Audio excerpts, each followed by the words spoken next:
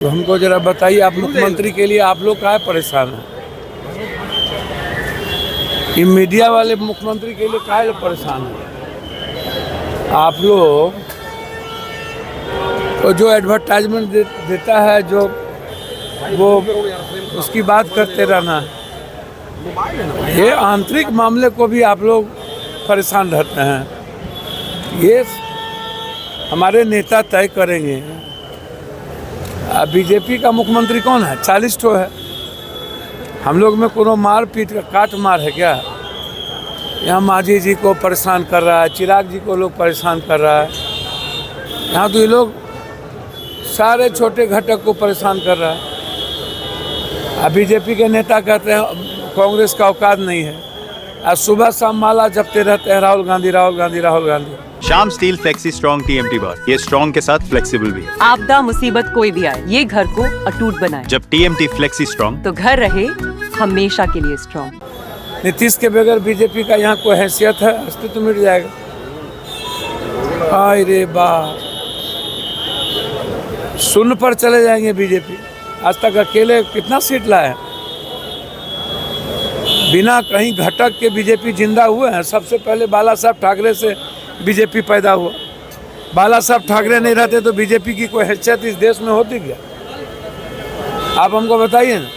ये जो अनुराग जी कह रहे हैं, जो अपना सीट हार जाते हैं, बाबू को दिया ही नहीं, बाबू जी को टिकटे नहीं दिया, अब बीजेपी हटा दिया, तो अपना तो अस्तित्व बचाते नहीं है, बाबू का अस्तित्व बचाए नहीं। एक बीजेपी का ठिका लेने लगे हैं। इनको मंत्रियों ने बनाया। तो यहाँ मुख्यमंत्री फाइनल है। इस चुनाव के बाद मुख्यमंत्री चुन लिया जाएगा। जब हमारे नेता कह दिए तो कह। सर, बिहार में चुनाव है। एक चिराग बोल रहे हैं कि उनको बिहार बुला रहा है। उनके जीजा जी अरुण भारती बोले कि चिराग पासवान। तो अच्छा बात है। हम तो सब दिन कहें कि ST SC भी मुख्यमंत्री हो सकते हैं। जिनको होना हो होइए। हम तो पहले भी बोले हैं EBC क्यों नहीं? भैया, इस बिहार में ST SC EBC OBC ही कोई मुख्यमंत्री होगा। आप इसको सादा कागज पर कहीं दिमाग में इधर उधर मत रखिए। ये स्टाइल का मामला है। रूपा फ्रंटलाइन।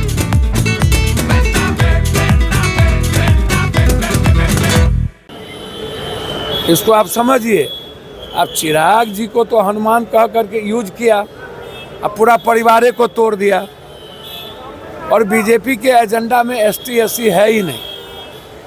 आप समझिए, कोई एक को तो ST है? बीजेपी के एजेंडा में ST SC को गुलाम बना के रखना है। चिराग जी को यूज एंड थ्रो करते रहते हैं ये लोग, फिर आगे यूज एंड थ्रो करेंगे। सही अरुण जी ने कहा। जदयू के बड़का नेता